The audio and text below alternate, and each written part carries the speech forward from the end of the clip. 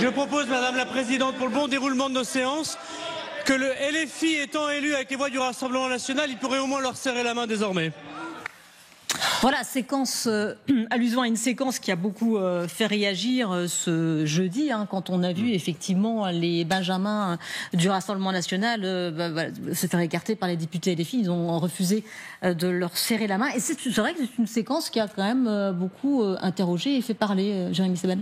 Oui, c'était presque irrationnel parce que moi je comprends totalement les électeurs qui ne veulent pas qu'il y ait dans le bureau des élus RN. Il y a des gens de gauche qui sont allés voter pour Gérald Darmanin, des gens de droite qui sont allés voter pour François Ruffin, à chaque fois pour faire barrage à l'extrême droite. Donc je comprends qu'on n'ait pas envie de voir des députés RN, qu'on n'ait pas envie de les voir exercer leur mandat et encore plus avoir des postes à responsabilité. En revanche, on peut leur dire bonjour, on peut leur serrer la main, et a fortiori, quand on parle d'un jeune député de 22 ans, on peut... Moi, je ne serrerai pas la main de Jean-Marie Le Pen ou d'Alain Soral ou de Dieudonné, mais enfin, un jeune élu de 22 ans, franchement, c'est un peu jouer aux résistants tardifs, quoi. Oui, et Gérald Darmanin ne se prive pas de remarquer effectivement que la France Insoumise a été, que les deux vice-présidents ont été élus grâce au Rassemblement National. William Tay nous a rejoint. Bonjour, merci beaucoup d'être avec nous, politologue et président du think tank Le Millénaire, spécialisé en politique publique. Ça vous a fait réagir cette séquence où on ne serrait pas la main des députés Rassemblement National ce jeudi? Oui, ça m'a fait réagir dans la mesure où quand même on essaye... les élections législatives ont été marquées par une hausse du civisme des Français, c'est-à-dire que les Français se sont emparés de l'élection. Et en réponse à cette hausse de civisme, à cette montée de participation qui est record, les Français ont décidé, les représentants des Français, donc certains députés, ont décidé de s'abaisser en n'étant pas civiques eux-mêmes. Et je pense qu'il y a quand même une distorsion, c'est-à-dire que d'un côté, les Français font plus d'efforts et montrent qu'ils s'intéressent de plus en plus aux jeux politiques, alors qu'on déplorait une augmentation de la participation, une augmentation de l'abstention, continue depuis une quarantaine d'années, et de l'autre côté, une baisse du niveau de nos représentants qui ont montré, je pense, un mauvais spectacle depuis jeudi, que ce soit à la fois dans le fait de ne pas serrer les mains, parce qu'effectivement, on peut ne pas serrer les mains, mais au moins on peut dire bonjour. Voilà, c'est possible de le faire, il y a eu des de montrer une certaine forme de parfois, civisme, de pouvoir le faire. Et surtout, je pense que le jeu qui a été fait au sein de la répartition des postes, au sein des élections, au sein des représentants, n'ont pas donné forcément la meilleure image de la politique depuis l'avènement de la Ve République. Oui, alors vous voulez réagir? Oui, moi j'entends la musique qui est dite que Marine Le Pen sortirait gagnante de cette séquence. Moi, j'en suis pas sûr. Et je vais essayer d'expliquer pourquoi. La grande montée de Marine Le Pen depuis qu'elle a pris la tête du Rassemblement National, à l'époque Front National depuis 2011, fait que la stratégie dite Philippot anti-élite lui a rapporté, l'a toujours mis aux alentours de 20% des voix au premier tour de l'élection présidentielle, entre 20 et 23%.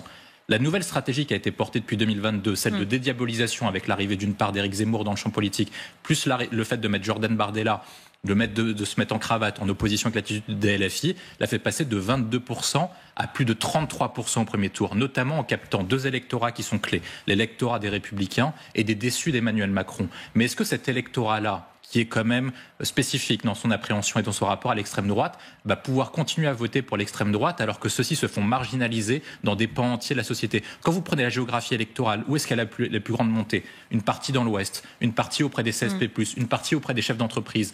D'une part, le Front républicain a recréé l'image du Front National comme anti-système. Donc, est-ce que des personnes qui font partie du système vont continuer à voter anti-système? Sa stratégie actuelle, qui est celle de refuser des postes et de refuser de s'institutionnaliser, ce qu'elle avait fait notamment en 2022. Oui, mais elle a été écartée aussi. Elle a refusé des postes. Elle a été écartée. Oui, mais elle a refusé des postes aussi. Donc, oui, mais elle a surtout été écartée. Elle a refusé des postes. Mais quel poste elle a refusé? Pardon, je n'ai pas compris.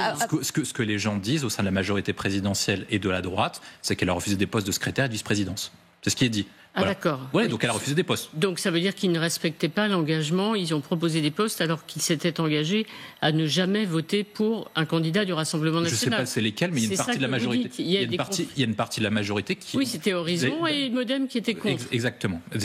Donc il y a une partie des gens qui ont proposé ça et elle a refusé de le faire. Et je ne suis pas sûr, et donc du coup, parce que son objectif est de gagner l'élection présidentielle, comment elle fait pour casser le plafond de verre en captant une partie de l'électorat? La stratégie anti-système ne peut parler qu'aux électeurs anti-système. Or, ceux-ci ne permettent pas d'atteindre 51% des voix, parce que sa grande réserve de voix, et on l'a vu, se situe auprès de la droite. Et donc, je pense qu'elle fait une erreur stratégique qui est majeure, parce que l'électorat qui est clé qu'elle doit viser, ce sont les boomers, enfin les retraités, les CSP+, l'électorat de la droite classique, et ceux-là, je ne suis pas sûr qu'ils soient fans de la rhétorique populiste de Marine Le Pen. Oui. William T, peut-être une question pour... Oui, j'avais une question à vous poser, parce que votre camp avait dit que le président de la République n'était pas en capacité de gouverner lors de la dernière mandature avec un peu moins de 250 députés. Vous en avez actuellement moins de 200. Quelle est votre stratégie pour atteindre ou s'approcher des 289 dans la mesure où il faudrait soit recueillir l'assentiment du Rassemblement national qui pratiquerait une abstention, soit parler au camp présidentiel? Est-ce que vous êtes prêt aujourd'hui à dialoguer avec le camp présidentiel, qui est la seule voie acceptable, je pense, pour vous, pour gouverner la France les 3 prochaines années? Alors, nous verrons au fur et à mesure, mais il n'y aura pas de toute façon un grand groupe central. Ça, c'est sûr et certain. Moi, je suis avant tout socialiste et je suis avant tout du nouveau Front populaire et uniquement du nouveau Front populaire. Mais je pense que pour gouverner de façon fiable et pour travailler aussi à l'Assemblée nationale de façon pérenne, il va falloir trouver des textes qui portent un consensus, où on arrive à pouvoir tous voter dans le même sens. Je parle de l'arc républicain.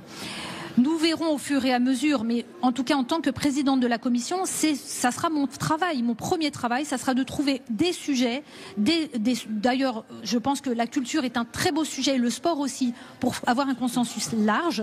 Et donc notre mission, c'est aussi de faire fonctionner l'Assemblée nationale et d'arriver à avancer tous ensemble. Décision. William T. Pardon, excusez, allez-y. Moi, je trouve qu'il y a un point qui est important, c'est que la situation de l'Assemblée est particulière. C'est-à-dire qu'on est dans le même cas qu'en 86, lorsque les Français ont découvert pour la première fois la cohabitation. Là, on a découvert 2 faits majeurs. Oh, c'était pas la première fois. En 86, c'est la première fois qu'ils avaient découvert la cohabitation. Pardon, excusez-moi. En 86, si.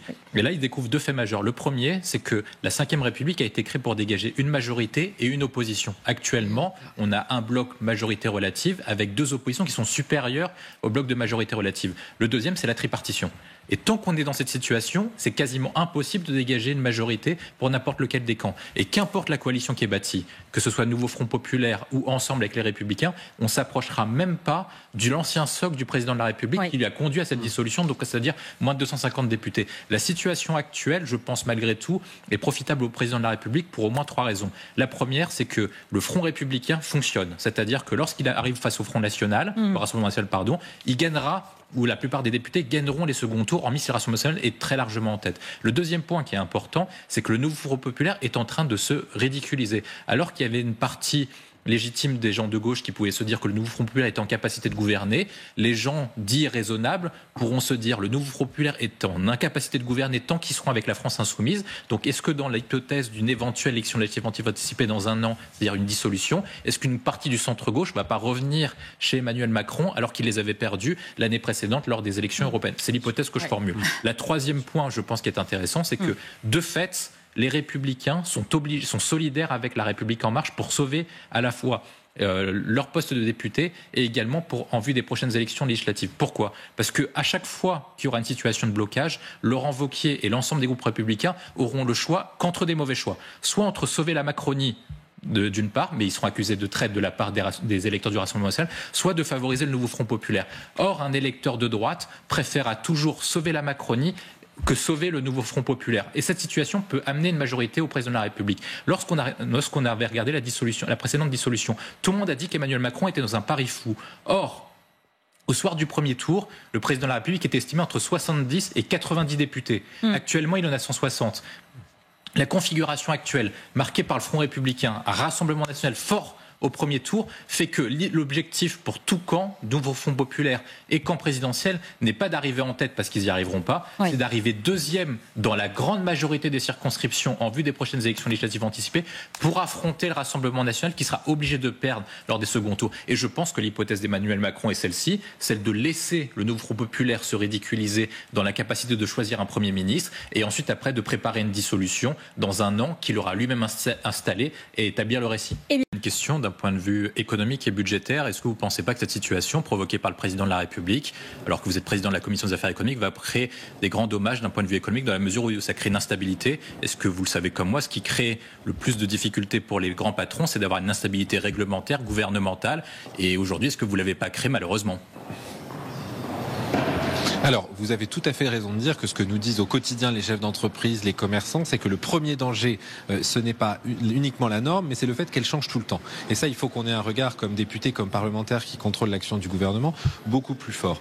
Qu'est-ce qu'on doit souhaiter pour le pays? Qu'après cette période de trouble, d'inquiétude qui a été celle de la dissolution puis de l'élection, nous envoyions un message très clair. Il est possible de rassembler une majorité solide qui va de la gauche modérée à la droite républicaine, qui a un cap économique pour les pays, qui est celui qui ne peut pas être celui du tabassage fiscal, qui ne peut pas être celui de l'inflation normative, qui ne peut pas être celui, au fond, qui étoufferait des entreprises qui commencent à peine à recréer des emplois, qui étoufferait des usines qui commencent à peine à recréer des emplois, qui étoufferait des investisseurs qui viennent à peine de revenir dans notre pays après 30 ans de disette économique. C'est ça, en tout cas, la responsabilité de la présidence de la Commission des affaires économiques.